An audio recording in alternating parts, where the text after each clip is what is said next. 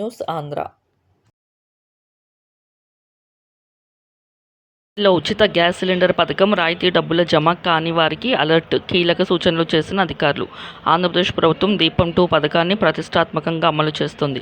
గత ఏడాది నవంబర్ 1 నుంచి దీపం 2 పథకం అమలు చేస్తుండగా పేద మహిళా కుటుంబాలకు ఏడాదికి 3 ఉచిత గ్యాస్ సిలిండర్లు పంపిణీ చేస్తున్న సంగతి తెలిసిందే. ఈ మేరకు ఒక్కో లబ్ధిదారుడికి ఏడాదికి 2,452 రాయితీ వస్తుంది. ఏడాదిలో 4 సిలిండర్లు చొప్పున తొలి విడతగా 2025 మార్చి 31 వరకు ఉచిత సిలిండర్ బుక్ చేసుకోవచ్చు. అయితే దీపం 2 పథకం కింద ప్రభుత్వం అందిస్తున్న రాయితీ డబ్బులు కొందరికి జమ కావటం లేదు. సాంకేతిక సమస్యలు, లబ్ధిదారుల వివరాలలో నమోదు, చిన్న చిన్న తప్పులలో లబ్ధిదారులకు రాయితీ డబ్బులు రావటం లేదు.